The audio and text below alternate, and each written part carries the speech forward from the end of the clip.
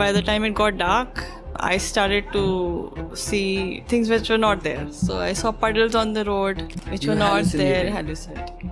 There were some plants which I thought were animals sitting on the road. Just curious about this person who's just started running a little bit and then graduated to a full marathon. How does one enjoy a full marathon? It's painful. It's painful now if you focus so much on pace. If you don't care about the time, it's fun. You were running 222, but you DNFd 10 kilometers before the finish line. Yeah. In a 220 kilometer race in Ladakh. How does one deal with that? Did you find any difference in running KC versus 111? Similar, it just starts a little beyond the start point for Khardung-la challenge. In the first instance when you heard that you may not make the cutoff, what made you not give up then? Obviously, your shin is red and your body is aching all over. Mind is playing different tricks and you're suffering in that weather. Yeah. It's pretty easy to call it off. Yeah. Sit in the car. Wow, that was painful. What was your mental health like after that? So someone who got to, let's say, nearly finished a 222, how does one go about their training? What is your training look like for that kind of a race? I would go heavy on mileage. Let's talk about nutrition. Give us a peek into your nutrition. So I eat everything in moderation. I eat, and closer to a race, I change my intake a bit. Would you want to share a little bit about the challenges of being a female athlete in India? It is. Early mornings are tricky. In Arabic, Qahwa means coffee. Can you tell me a little bit about coffee? Who called you Black Shadow and why you call that? So in the La Ultra 111,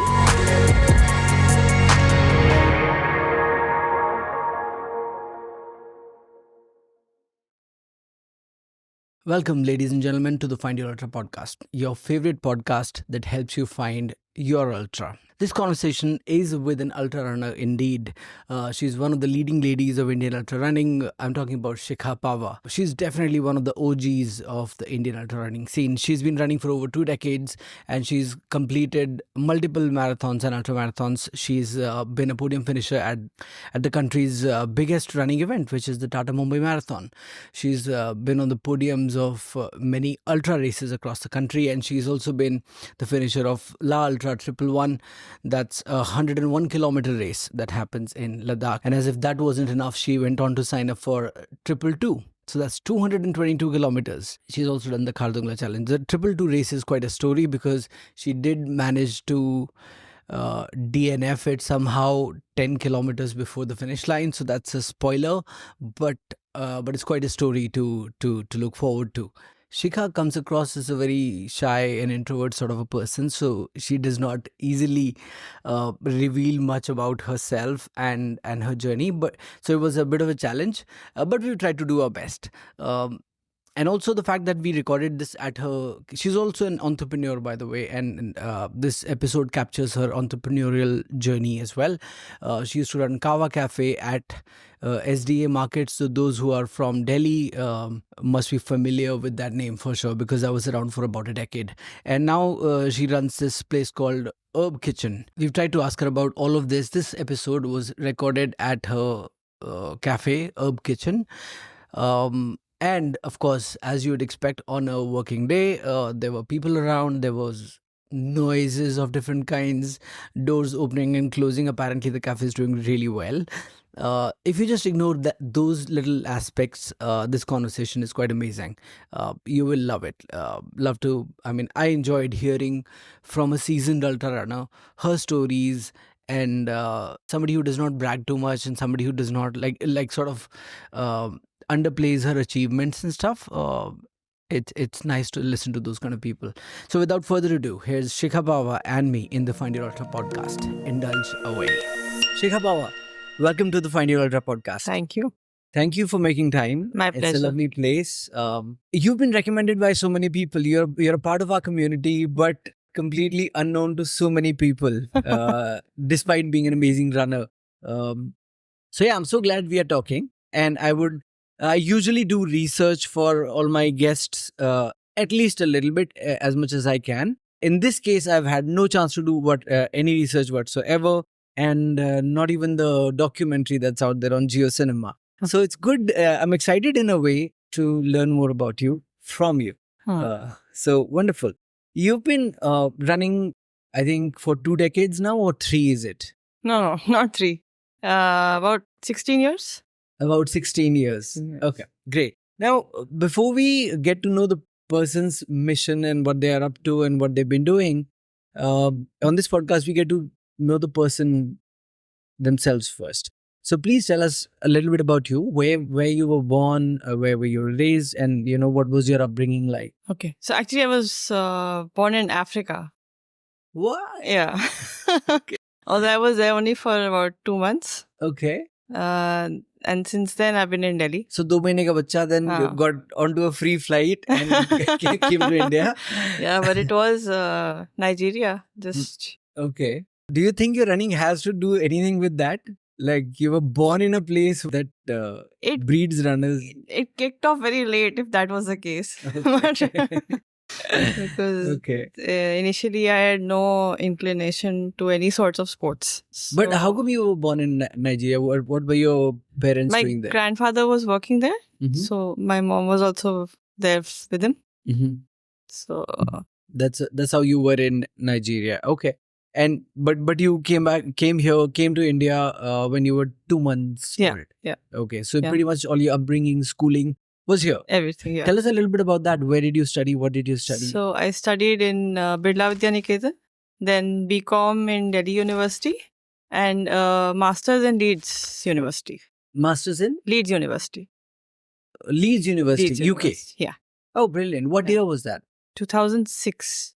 Yeah, so I was in the UK between 2005 and 2010. Oh, So we were, not at the same place though. I was in Cardiff. okay. Yeah, wonderful. How was the time in the UK?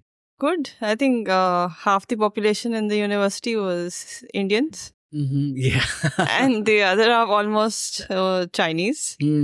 So, And some Pakistanis and some, Yeah. So not in the master's program, not many British citizens. And what did you do your master's in again? International business. Same. Oh, Yeah. I mean, one of my majors was international business. I think in the second year, no, not second year.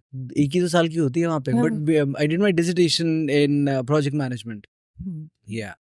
Wonderful. So, but I think we've gone too far ahead. We've skipped quite a few bits. What about your schooling? What was your early years like? I was not very active, reserved still, even then. I think right from the beginning. Average student. I did some curricular activities, no sports at all. And I think running was only a form of punishment at that time. Yeah. Yeah. So, no, nothing to do with running at all. But why do you think you were reserved? And why do you think, like now life is different, of course, but what was it about your childhood that you were reserved? No specific event as such. I think it's just a quiet child. Okay. I mean, that's a question that I have for Divya probably in our next conversation. Is it nature or nurture? Like are some people born introverts and quiet, and are some people like born extroverts and outgoing? Yeah, I would like to know that also. Yeah, and how much of an effect does the environment have on that? Yeah. So yeah, but you feel nothing specific happened. You had a normal sort of a childhood, and you were just reserved, not very. Were you social? I had a very small friend circle. Very small friend circle. Yeah. Okay. So, how did then sports come into your life? It's a very weird story, actually. So, after school, I started feeling that I'm very heavy or overweight, which I was not. So, I went into crash dieting. I went into some jogging, walking on a treadmill for a while. Because that's what everybody who wants to lose weight, that's what they are told. They are told you have to burn calories, and walking burns most amount of calories. Yeah. So yeah, but I figured it out myself, and I did it myself, and it worked because I had not exercised before, and I wasn't controlling my diet before. And but even after I lost weight, it was still there. I still felt I needed. So it turned out to be an eating disorder, which went on for, I think, a decade at least. How was it diagnosed? Were you seeing somebody? No. It took 10 years for me to accept that there is an issue. So during that time, as a form of exercise, I tried running. Okay. And I liked How it. old were you back then when you started? I think about 25. Right. So yeah, I enjoyed. I started jogging as a form of exercise to lose weight. Okay. But as I progressed to running a little bit more, somebody suggested trying the half marathon. I signed up for that. Which one? What year? The Airtel half marathon. What year? 2008. 8. Okay. So I just signed up, I think, as a fun activity and managed to complete it. And I enjoyed it. And I did more of running. Yeah. So gradually, I think I wanted to. That was the only event at that time. So I did that once a year for a couple of years. Okay. Progressed to full marathon in 2013. Okay. So good 5 years. 5 years. Nice. So were you training with somebody? Was there anybody training you, or you just used to train by yourself? Thank you. No, since 2009, I've been training here in City Fort only. No, but with somebody, like, did you have a coach? With a coach, yes. Oh, nice. Since 2009. Yes. Wonderful. So you've been doing structured training since 2009. Yeah.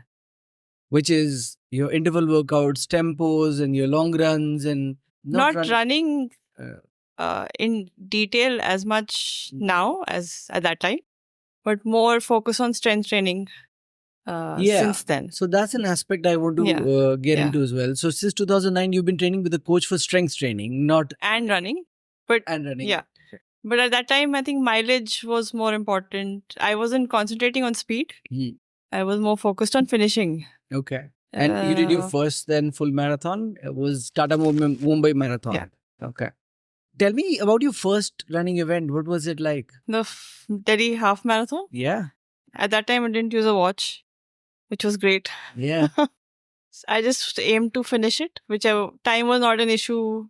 Whatever time was fine with me. I just wanted to finish the event. Yeah. And I had only run 14 kilometers maximum before that. So I managed to finish it and I was very happy. Yeah. Very happy. Faith, what was the timing like in the first one? It was just under 2 hours. Just under 2 hours. So it was a sub 2 in the first one. Yeah, I think all the amazing ladies of Indian ultra running are like that. I think Meenal Kotak also had her first run was a sub 2 at, I think, Airtel Delhi half marathon only. Yeah. Great. And then, so you, natural progression, you wanted to go longer. Yeah. What was it that made you get into longer distances? Because you were enjoying it so much. Yeah. So when I did the full marathon, I enjoyed that also. I did 2 or 3 and then I thought, okay, I can do a little more. So I went on to do 50K runs, the Chennai trail run. Okay. I don't know if it's still on or not now. Chennai's Trekkers Club, CTC, used to organize that? Yeah. So I did that for 2 years, one after the other. After that, I had heard of the Khardung-la challenge in Ladakh. Yeah. But I was a little scared to go to Ladakh because everyone had said altitude is an issue, it's difficult to breathe, all of that. So I signed up for the full marathon there. And I managed to finish it in about just over 4 hours. And the following year, then I went into the Khardung-la challenge. Khardung-la. And the following year, Silk Route? No, after that was Ultra 111. Oh yeah, 111 happened there. Okay. And then after that, the 222, which I DNFd at 212. At? 212. So you ran 222, like you were running 222, but you DNFd at 10 kilometers before the finish line. Yeah. In a 220 kilometer race in Ladakh. I know. Man, how does one deal with that? It was hard. But that year, I think everything went wrong. We started in rain. We got snow, blizzard. The Khardung-la top was... I want to hear that story in detail. Okay. So before we get into that, please just tell me, I'm just curious about this person who's just started running a little bit and then graduated to a full marathon. How does one enjoy a full marathon? It's painful. It's painful now if you focus so much on pace. If you don't care about the time, it's fun. It's fun, but at that time you were focused on pace as well. Like you were. If the first marathon, I You wasn't. won a few Tata Mumbai marathons. Like you podiumed couple of them. Yes. Couple of times. Yes. Yeah, and we're talking about the biggest race in the country. Yeah. Yeah. So, what was that like? Like, how does so you were definitely going fast. Yeah, the first full marathon it was about 3:45 or 43. Yeah, and that too in Mumbai. Mumbai's heat, where people don't target that event for their PBs. It's the NDM or some other event. The first full marathon, I wasn't focused on time. After that, of course, I wanted to do better than the previous year. Did you win TMM in your first one? No. Like, were you on the podium? No. So, what was your timing like when you won the podium in TMM? It was 3:40. Somewhere around 3:40. 3:40. Okay. But you're not telling me what about running you started liking. Like, because running is painful. Like, let's face it, there is pain involved, a lot of it. Yeah. It's just, I don't know, it feels it's good. It feels good to be able to do that kind of distance. Yeah. And then not, fall down at the end and still be strong enough to carry on for the rest of the day. Makes you feel strong. Yeah. Yeah. Of course, crossing the finishing line is another joy. Yeah. But no, I agree. We all runners are like that, right? We're doing a run and we are like, iske baad kabhi nahi karna. And then the first thing you do is go home and sign up for the next one. Yeah. Wonderful. So you then graduated to bigger and tougher challenges, and what made you go up that region? Like Khardung-la challenge was the one that attracted you. That challenge. It was yes. Okay. What was it like running the first KC? It was quite nerve-wracking actually, because I had heard about high altitude. You have to climb up to 18,000 feet, and then it gets cold and there's snow, and then you have to be prepared for all the kinds of weathers. You have to carry your layers. You have to plan the drop bags where you want to keep your extra layers, where you have to keep shoes, then where you want to layer off on the way down when it gets hot. All of that. So. Yeah. Was there somebody who guided you through that process? Because there are just so many more details involved in the preparation for something. I did speak to Dr. Rajat Chauhan. Dr. Rajat Chauhan. Yeah. Oh yeah, of course. Yeah. The one who's responsible for making people suffer. Yeah. in those altitudes. I think he liked that. Yeah. He's a bit of a sadist. I mean, I would love to have a chat with him at some point. But no, wonderful. He's created an amazing race. I wonder why it doesn't happen anymore though. Okay, so let's come to, because Khardung-la challenge, in what ways? So is La Ultra happening anytime soon, or do we not know? Not at the moment. Okay, so let's talk about then. Did you find any difference in running KC versus 111? I think the routes are different. Similar. Or are they similar? Similar. It just starts a little beyond the start point for Khardung-la challenge. Okay. So it's the same route. You have to just go 30 kilometers behind. Okay. And what about 222? 222 was also the same route. We just cross Leh and you keep going towards the second pass, Warila. So you have to go over 2 passes. So when you finished 111, that wasn't fun enough for you. So you signed up. So you came. Yeah. So you came back. I wanted to try more. Okay. And then, so talk me through the 222 that you DNF'd 10 kilometers before the finish line. That sounds agonizingly painful. It was painful.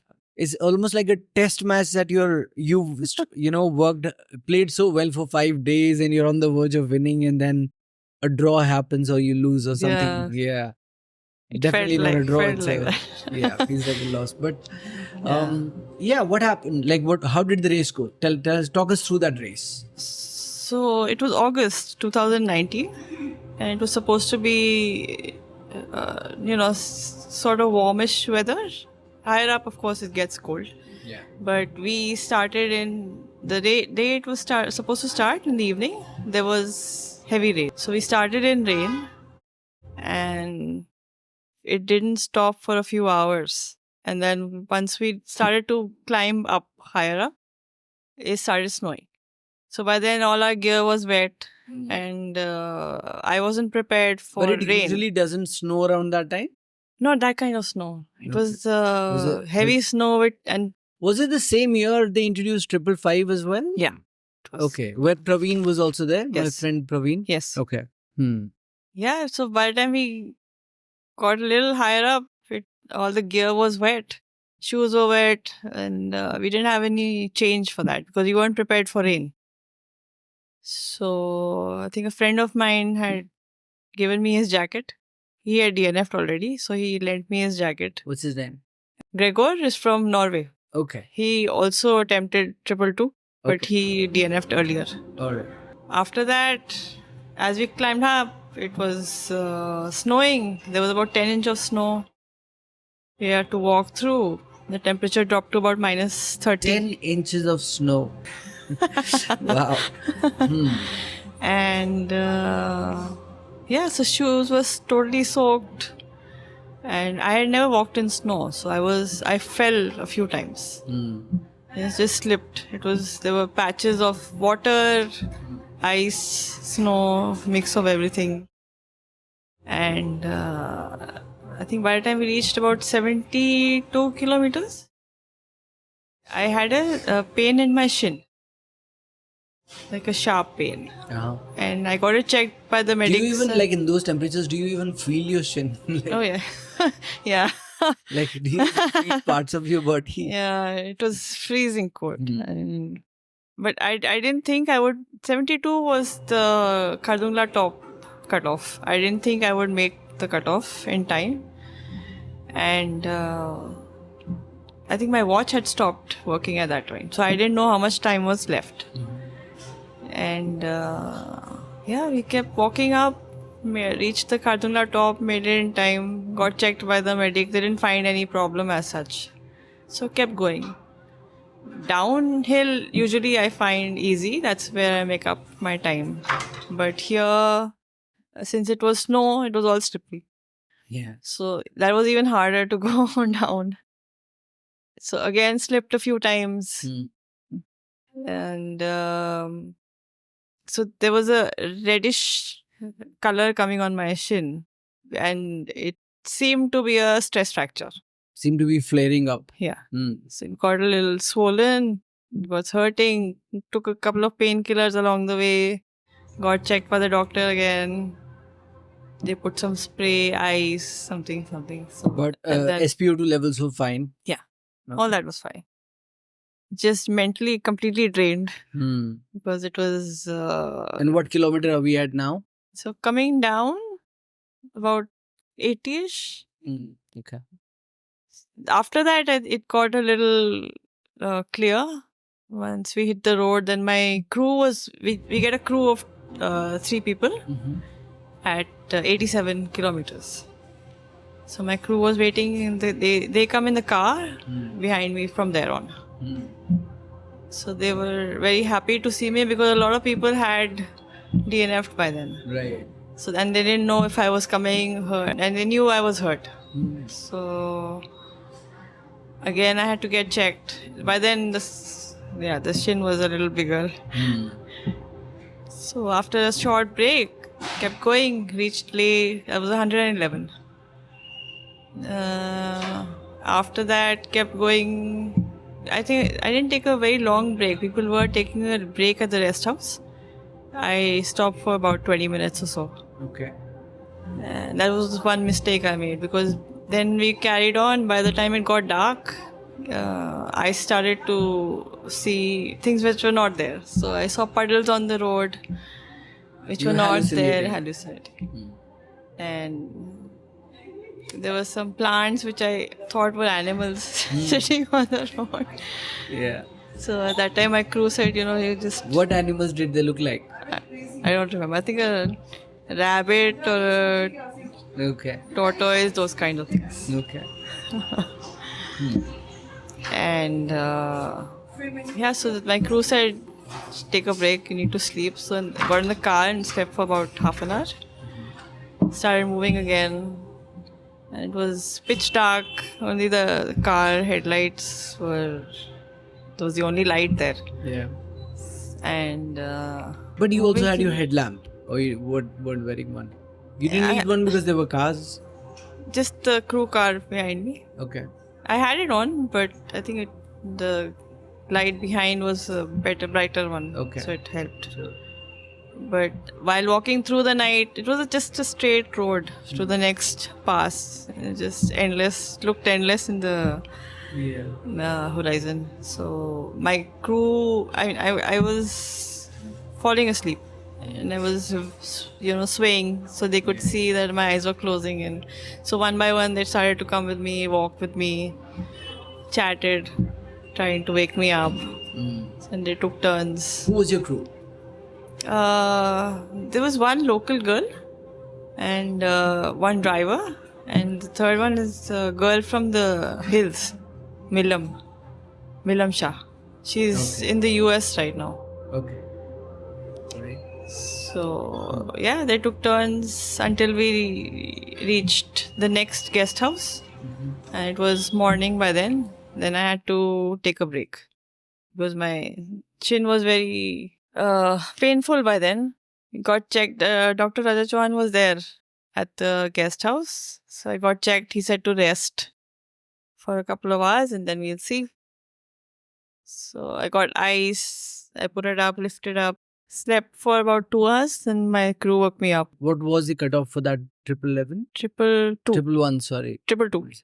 48 hours. Oh, 222, yeah. 48 hours. Okay. I think it was the year before that, or maybe 2 years before that, Amit Gulia was became the first Indian to ever finish that. And I think then Nishchint did that in the following year. Yeah. You're talking about the year after that. Yeah. Yeah. Nishchint was doing 333 this time. 333 this time, yeah. And he had DNF too. Yeah. And what distance it did, we're digressing a little bit, but what distance did Praveen DNF at? I think he had crossed 333. Yeah, that's remarkable. I mean, Yeah. I'll catch hold Even of him doing too. that much. Yeah. is, I'll catch hold of him too. But okay, let's come back to your story. yeah. So I rested for a bit and I felt better. So I didn't wait for Dr. Chauhan to check and I left with the crew. So kept going and there was another pass. So we started climbing and this friend Gregor. This is at night, No, in the day. in the day. It was So we are morning. now in the morning. Morning. This friend of mine who had lended me the jacket earlier, Gregor, he came there. He took a car and came to see how I was doing. And he started walking with me. As we started climbing again, this was again up to 17,000 feet. There was another blizzard. So another similar situation like Khardung-la, there was snow. And we were stuck in the middle of the whole thing. And the car was also stuck for a while. Although they were coming behind. Yeah. And this guy, I told him to get into the car because it was freezing. And he refused. He said, no, I will come. And we went to the top somehow. I don't know how. So he, I think, talked me through it. We walk a few steps, then we take a break. Then we kept giving me something to eat on the way because I was completely zoned out. Yeah. And touched Varila top, which was totally white. I couldn't actually climbing up, you couldn't see where the top is. So that's another thing on the mind, playing constantly. When you can't see the goal, it becomes a little harder. Yeah. Because you don't know how long you have to Right. go. There's no marker, and all the no watches sign. are conked off by Conked then. off, yeah. Yeah. And there's no marker and it's snowing, Yeah. so turned around, started coming down. I tried to run. It was a little hard again because also the pain in my shin running down made it worse. So because the whole load was coming on it. So tried to walk as fast as I could. And I think it was about half an hour left and I had 12 kilometers to go.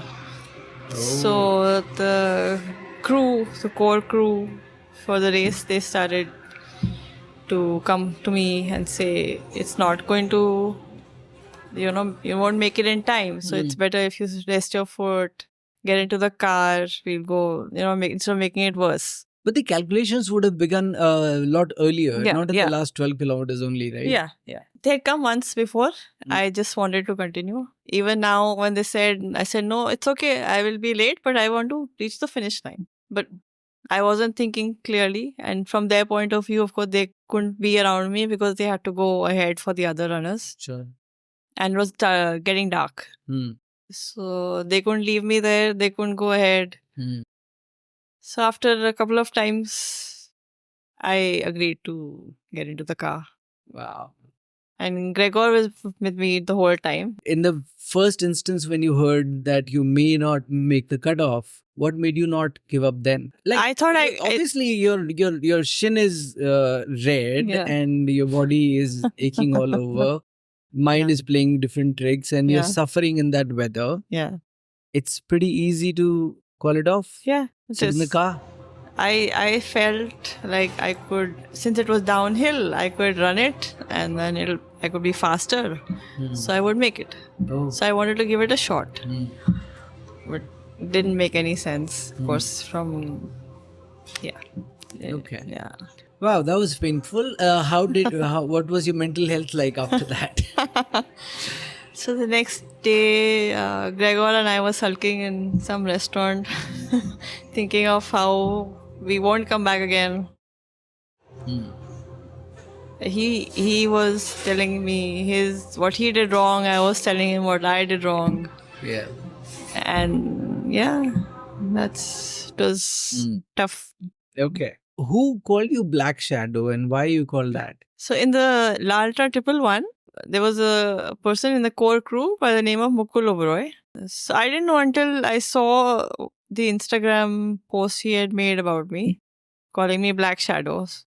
And so I met him at the airport while leaving from Leh. And he told me that during the race, I normally walk uphill and then run downhill because running uphill for me is a little tough. So especially at those altitudes. So I generally take it easy uphill, and then once coming down, then I have enough energy saved also. And I find use that strategy in ultras. And it saves time also for me at least. So he said he met a couple of runners who Are you also a fast walker? Not very fast. Okay. No. That altitude is also far. It's difficult to walk anyways. Yeah. So he said he met a couple of runners who were struggling on their way down. And, they were taking breaks, drinking water, walking slowly. And they told him that we saw some sort of black flash going down very fast. And that was me because I was dressed in all black and I was running down. So that's how the name Black Shadow came up. All right. I can imagine where people are struggling and somebody is just breezing past you. Yeah. Okay. Great. These are amazing stories. I mean, this is what attracts you to the world of ultra running. You discover your own potential in so many different ways. Yeah. And each time you have the option of giving up and you don't, I think it makes you just a little bit stronger than you were. Yeah. So wonderfully, thank you for sharing that story. Tell us a little bit about your training. How do you train for these races? Like someone living here in the plains, like, have you noticed Strava has recently started an artificial intelligence feature? Do you No. Are you a very Strava person? Like, do you check your daily activities? Yeah. I don't really go into the details. Of it. Okay, Strava has just started an AI feature, so in which it analyzes your effort and gives you so an insight today came from artificial intelligence saying, Vipin, your effort today was fantastic. Your altitude or elevation was much higher than the last 3 weeks. It was 6 meters. I was like, Amazing, dude. I like having fun over. So yeah, we barely have elevation here. Although there are some places where you can find it. But how? So I want to know about your training. So someone who got to, let's say, nearly finished a triple two in La Ultra. How does one go about that training? What does your training look like for that kind of a race? So mileage, of course, but in Delhi, since there's no So when you say hills, mileage, what does mileage mean for you? so at least about 150 kilometers a week. Wow, that's nearly 100 miles a week. Yeah. One has to Yeah. clock Yeah. if you're going to run. I think it can be even more, but that's what I could do. Wow, so you are a mileage person. I've heard that your runs, like your weekend runs, can be really long, like 55, 60, 70 kilometers as well. Do you do that? 40, 50, I think. 40, was- 50? Yeah. I would do back to back because at one stretch in this city, So back that's to all you back can 50, do. 50. 40, 50, Wow. or Like you 50, could have 40, 100 kilometer 30. weekend only. Yeah. 2 days, 3 days would be back to back long runs. Because you can't really run in the day. Plus, in the summer, it's Becomes too hot to do in the afternoon. So you can do 5 hours at a stretch, even if I start at 4 in the morning. Hmm. And then again repeat the thing, same thing next day and the next day. So 2 or 3 days continuous was the idea too. Okay. And what does that do? Like, I mean, of course, it trains your brain and your body and your legs as well to Yeah.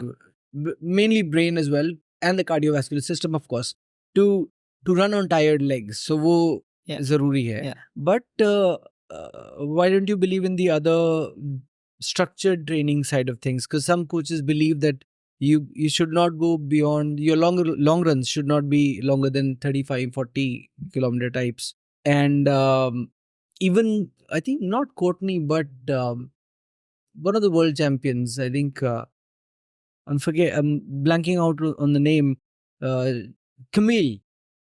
Camille Heron. She also trains in this way only. Her longest run would probably she's probably I think 24 hours world champion right now. But her longest run would be 35 kilometers or something. So do you not train that way? Are you just like go heavy on mileage person? I would go heavy on mileage because I think it's important for me to also, because the next day when you're not too tired to even get out of the house, to push yourself to go out and run again for a few hours, it's part of the training process also. So, And even when you were trying to get faster for marathons, what sort of speed trainings did you do? so intervals, tempo, long runs, Okay. same. Right. So 4 times a week would be running. Okay. And I hear that you have a very strong strength component to your training. Yeah. So you do a lot of strength training? I do. Is that body weight strength training or gym weights? Like I do weights also, but not closer to a race. So closer to a race, it's more body weight training. But most of the time it is in the regular, when you're not training for a race, let's say the off season and stuff, you do weights. Weights. Yes. Okay. Yes. And that's with a coach. Yes. Krishan Tiwari. Krishan Tiwari. Tell us a little bit about him. How has he helped you in your journey? So, it's since 2009 I've been training with him. And That's a long time to be doing anything with anyone.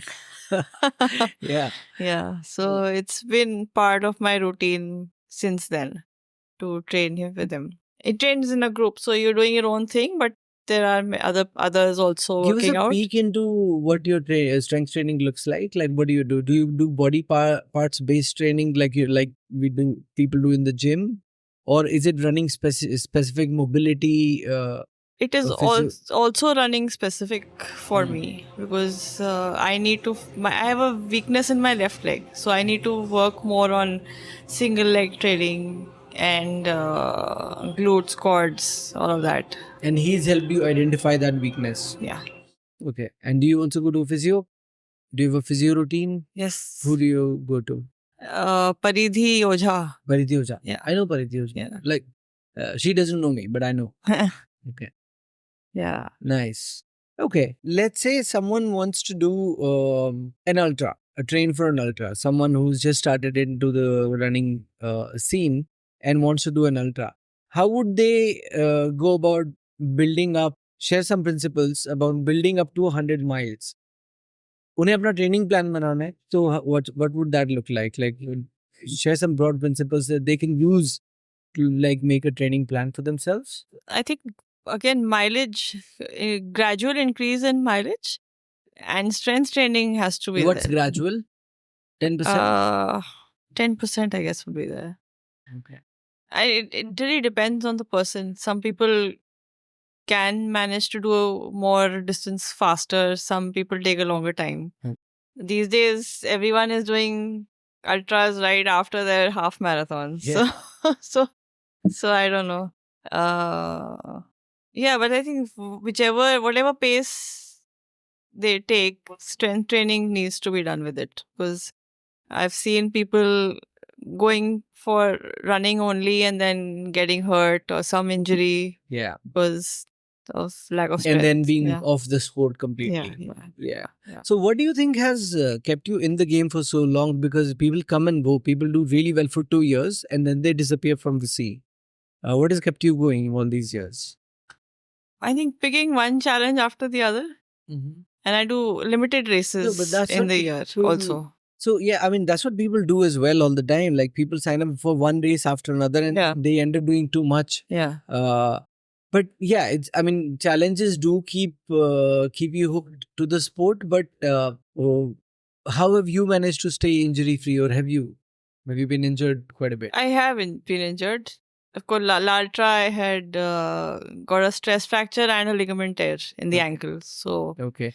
And you'd say what's kept you in the game, or what's kept you coming back to the sport, and is the challenge aspect of it, like bigger and bigger challenge. Bigger challenge, yeah. I think, and I picked a couple of races in the year only. Yeah. So people keep on signing for races and they keep getting injured and hurt. That's just the wrong way of doing it.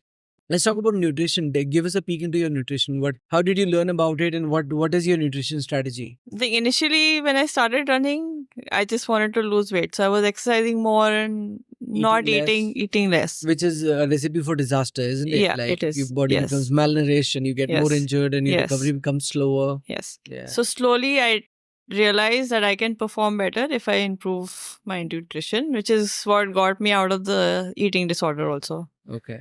And what is improved nutrition? So I eat everything in moderation. I eat, and closer to a race, I change my intake a bit. I increase everything a bit. And I'm a vegetarian, so protein is not very easily accessible. Available, yeah. So what do you do for protein then? I do take whey protein supplement. Okay. And I try to use the vegetarian sources of protein as much as I can. But apart from that... But are you very particular about your diet now? Like, do you make a conscious effort to eat like an athlete? I eat healthy. Eat healthy. Yeah. I avoid junk food, but as clean as possible. Okay. And that might be a good segue into your cafe. Herb Kitchen is where we're sitting at right now, where we're recording this. Yes. But this journey you serve healthy food here? It's a sports complex, so we have to. But even before this... So the journey began much earlier. Yeah. What were you doing? Like, we've skipped that bit, but in your early years as a professional, what did you do before Qahwa Cafe happened? So I worked for 1 year as a research analyst. Okay. That did not go very well because I just couldn't do a desk job. Okay. I couldn't sit in one place. So that was the time I started planning I thought, let's open a cafe, because my family has been very interested in coffee. So from mom, I get her taste. And so we used to look for places for coffee, good coffee. And we couldn't find many options. So we thought we'll start our own. And that's how Qahwa came into existence. Why was it called Qahwa? In Arabic, Qahwa means coffee. Oh. So, and I had heard this in a workshop I was doing on coffee.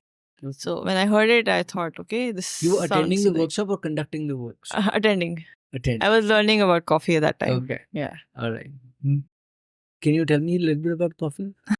Because I don't know anything. I've just recently, maybe a year or two ago, I started having black coffee because it's one like 0 calories and it's a drink, and it if you haven't had good sleep, it keeps you awake.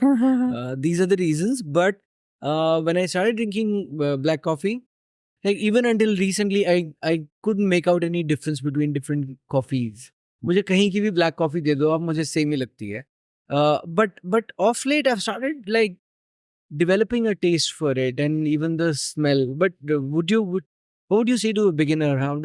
What's a good coffee? What's a bad coffee? How does one go about choosing one? I think it depends on taste. There's no good or bad. Okay. It's various blends, so there's Arabica coffee and there's Robusta coffee. Most of the cafes do mostly Arabica, which is considered a premium coffee. Okay. And why is it called Arabica? Because of the origin? I think so. Okay. I'm not so sure about the... All right. I've forgotten my lessons from... from the workshop. It's been a minute. It's been a while. Yeah. Okay. Yeah. And so that cafe, Qahwa, I didn't have the good fortune of knowing about it, and I never visited it. How's a kitchen different from Qahwa? So it's a much smaller space. Okay. So the menu is much smaller also, because we have a very tiny kitchen here. There in Qahwa we had a bigger kitchen, so we could have a very elaborate menu. But the focus there also was to make food a little healthier. Okay. So you would have items, the regular items that one has, but you try and make them healthier. Yeah. So we had do you have stuff like pizza here? We do. But then we try to make it, whole wheat and thin crust. Yeah. We have a option of jaggery instead of sugar. Nice. We all do fresh juices. All the smoothies are with fresh ingredients, no preservatives. There are smoothies as well. Yeah. Nice. Yeah, I mean, a sports complex, people would need that sort of stuff. Yeah. Wonderful. Do you also have protein shake? We do. You do? We do. We do have a natural protein. Sattu is what we use in a couple of things. Right. And whey protein is also there to add. A couple of brands that you've partnered with for whey protein, or do you just buy it off the... We just buy it off the stuff. Yeah, we don't brand. Right. What has been the entrepreneurial journey been like? So Qahwa started what year? 2009. 9. Around the time you were getting into running. Some serious running. Yeah. Okay. And you were there for about 12 years. 11 years. 11 years. Yeah. And how long has this place been? 2 years. Oh, just 2 years. So you disappeared in the middle for a bit. During COVID, 2 years off. So talk to me about the COVID period. That must have been really challenging as an entrepreneur. It was hard to close the cafe because that was the right thing to do at that time. It didn't make sense to continue because rentals were still very high and there was no revenue coming in. So, but even the Swiggy Zomato model didn't help much? No.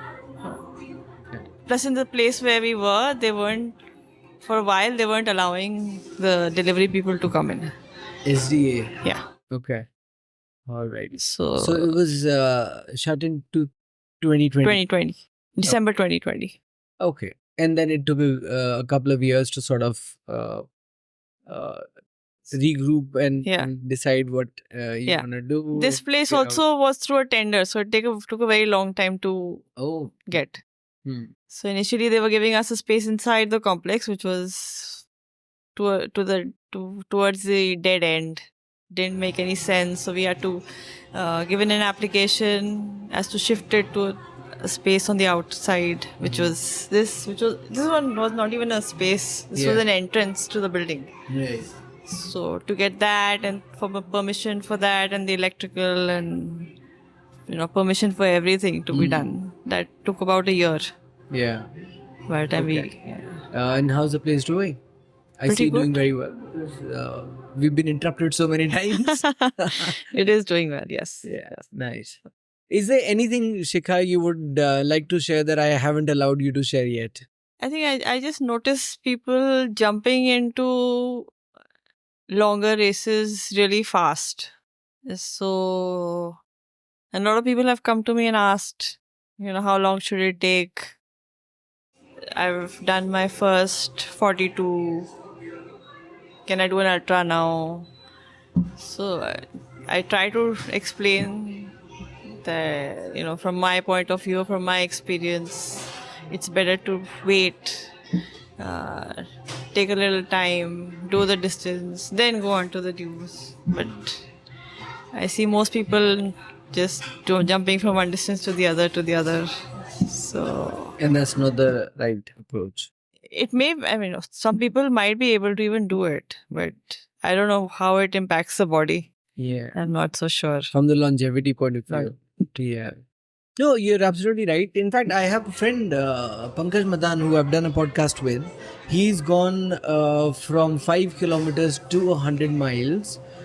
And 100 miles, like super good 100 miles at Border Ultra, like sub 20, 18 hours or something. Which is pretty decent, right? Pretty awesome. And he's gone to that journey like in a span of 18 months probably. And he's doing longer and longer. And his work requires him to do long commutes and stuff like that. Despite that, he's been disciplined enough to make time, do all of that mileage. He's not like a super young soul. He's not like in his 20s for sure. So he's a married man. He's got a family. So it looks amazing on the outside. I'm also just worried that, I don't know what impact it has on the body from the longevity point of view. And like you said, some people can do it. And, who are we to say they can't? Yeah. But would you want to share a little bit about the challenges of being a female athlete in India? Or like becoming a female athlete in India? For example, training. What are the challenges in training? It is. Early mornings are tricky. You have to, think about where you can go at that hour. Is it safe? Do you need to carry anything with you? If you don't want to carry your phone, you have to carry your phone with you. And phone itself brings its own risk. Yeah. But if you don't carry it, there's another risk. Yeah. So there's a very, very limited spaces where you can actually go at that hour and then start. But, in summer, starting later is also not feasible because it gets too hot. Yeah. So, yeah, I think, but that's everywhere, isn't it? You have to head out in that. And I run alone, so I'm a solo runner. Yeah, that's another thing. Yeah. Like people can do their miles in groups, but running alone must be really difficult because it's not safe. The city isn't the safest for sure. Yeah. Let's agree on that. Yeah. And I like to keep music on, so I have to also keep it on a very low volume, so I can hear. Yeah. Or make sure wherever I'm going to run, there is somebody. You've had incidents? Luckily, no. Oh, that's amazing. No. That's so nice to hear. I'm so glad. And do you run in a closed space? Like, I'm not going to ask you about your route and but you run in a closed space like a society or something? No, I think run around on the roads. Around Nehru Park area. So yeah, that's a mecca. At early hours, there is some runner or the others. Quite a few. Yeah. So Nehru Park is always. Yeah, that seems to be a safer area. Also, there are embassies around, so some security also. Okay. All right. So all the Nehru Park usuals know you very well. I think so. Yeah. Okay. Wonderful. I mean, I've loved this conversation. Thank you. I would have preferred a quieter environment, but probably next time. What's your next race? I have registered for Boston next year. So you're coming back on the distances? Full marathon first. Let's see. I think Delhi Marathon is one I like to do. You're doing NDM? I did it this year. Yeah, still this year. Yeah. Okay. That was my fastest race so What was far. your timing? 3:20. 3:20. That's brilliant. So what are you targeting for Boston? I think if I do 3:20, I'll be very happy. But let's Hmm. see. Yeah, Yeah. maybe just beat that by a little Yeah. bit. It's not flat, so I would keep that in Boston mind. isn't flat. It's not a flat Wow. course. I mean, what do we know? That's a mortals who've never qualified, but hopefully one day. Okay, great. It's been lovely chatting. And once you're back from Boston, let's catch you maybe after you've done some other crazy ultra. Catch you again Yes, and hear sure. some more hallucination stories. Sure. Okay. Thank you for making time, Shikha. Thank you so Thank much. you. Cheers. Thanks a lot. Thank you.